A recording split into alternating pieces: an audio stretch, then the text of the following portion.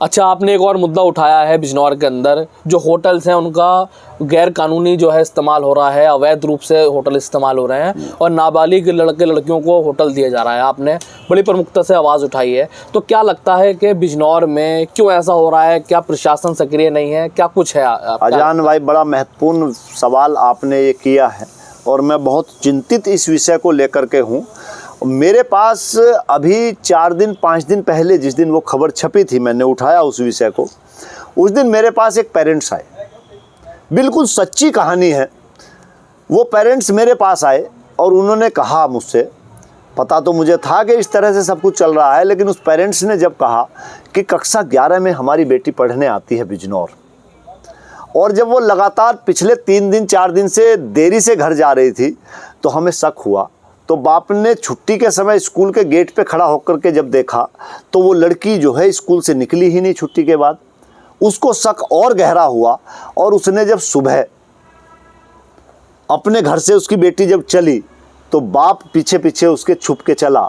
तो जब उसने देखा कि बेटी स्कूल जाने के बजाय होटल में जा रही है, और उसने जब होटल पे जाके वहाँ कहा कि बेटी कमरा किसको दिया है, एक लड़का उसके साथ था, जब उन्होंने उन बच्चों को उस होटल के अंदर जाने पे आपत्ति जताई, तो होटल मालिक पुलिस को टेलीफोन करके पुलिस को वहाँ बुलाता है और पुलिस उस बाप को थाने ले आती है, उल्टा उस बाप को ही डांटती है।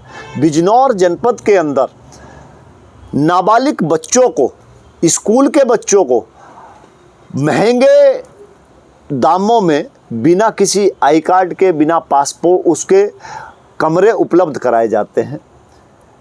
उनको बच्चों को नशा उपलब्ध कराया जाता है। नशे का बड़ा कारोबार बिजनौर में है। तो आसानी से जो होटल उपलब्ध हो रहे हैं बच्चों को, उससे बच्चों को एक गलत दिशा मिल रही है। तो मैं तो आपके माध्यम से अपने जनपद ही नहीं, सब माता पिता जो पेरेंट्स हैं उनसे भी अनुरोध करना चाहूँगा कि आपके बच्चे कहीं झूठ तो नहीं बोल रहे, कोई कारण ऐसा तो नहीं है कि किसी वो गलत हाथों में चले जाएं, कोई गलत व्यक्ति उनको गलत दिशा में ले जाए। तो उस पर आप अपने बच्चों पे भी ध्यान रखो।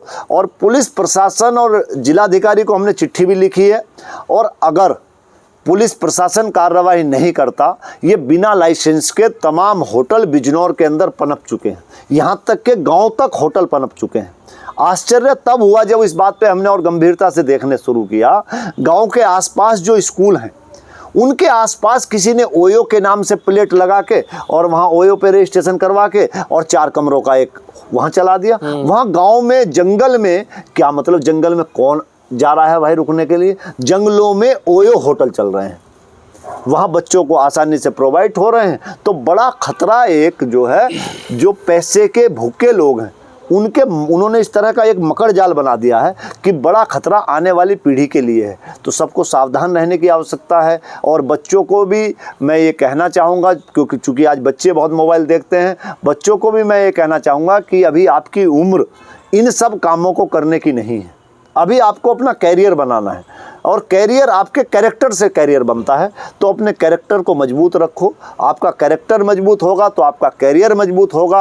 अगर आपका कैरेक्टर खराब होगा तो आपका कैरियर भी खराब होगा, और आने वाले समय में आप इस राष्ट्र के एक मजबूत नागरिक नहीं बन सकते हो। इस देश को मजबूत बनाने के लिए नौजवान पीढ़ी को बचाना अत्यंत आवश्यकता है। और कहीं ना कहीं बिजनौर में इस चीज़ को लेकर एक मुहिम चलाने की भी ज़रूरत है। हम बहुत जल्द, हमने चिट्ठी लिखी है, और चिट्ठी लिखी है। ये विषय ऐसा है कि इसके लिए चाहे हमको कुछ कानून भी अगर हाथ में लेना पड़ेगा तो वो लेने का भी हम काम करेंगे। इन होटलों के खिलाफ अगर सीधे भी कार्रवाई करनी होगी तो सीधे भी कार्रवाई करने से हम पीछे नहीं हटेंगे। इन होटलों में अगर इस तरह से वो होगा तो हम खुद जाके इनके चेकिंग भी करेंगे। पुलिस को बताया है, पुलिस प्रशासन अलर्ट हो जाए, पुलिस प्रशासन देख ले। और अगर पुलिस प्रशासन आर्थिक रूप से भ्रष्ट हो चुका है इतना कि इनके जाल में फंस चुका है, इनसे पैसे आ रहे हैं, तो बिजनौर के आवाम को, चूंकि हमारे बच्चों के भविष्य का विषय है, तो बिजनौर के आवाम को इस विषय पे अलर्ट हो जाना चाहिए, जागरूक रहना चाहिए। आगे हम चलने के लिए तैयार हैं। अगर कानून भी हाथ में लेना होगा तो हम अपने बच्चों को बचाने के लिए हम कानून भी हाथ में लेने का काम करें। तो क्या, बहुत बहुत शुक्रिया। तुम्हारे साथ बातचीत कर रहे थे चौधरी दिगंबर सिंह, जो भारतीय किसान यूनियन राजनीतिक उत्तर प्रदेश युवा अध्यक्ष हैं, जिन्होंने जो बीज अधिनियम है उससे लेकर गंगा एक्सप्रेसवे और बिजनौर के महत्वपूर्ण विषय, होटलों के अवैध जो कार्य उसमें चल रहे हैं उसको लेकर आवाज़ उठाई है और प्रमुखता से छोटे से बड़े मुद्दे दिगंबर सिंह उठाते हैं और साफ तौर से कह रहे हैं कि अगर हमें कानून हाथ में लेना पड़े तो कानून भी हाथ में लेंगे और इस तरीके से गैर कानूनी गतिविधियां जो है वो ज़िला बिजनौर में चलने नहीं देंगे। फिलहाल देश वार्ता में अजहान अंसारी को दीजिए इजाज़त। जय हिंद, जय भारत।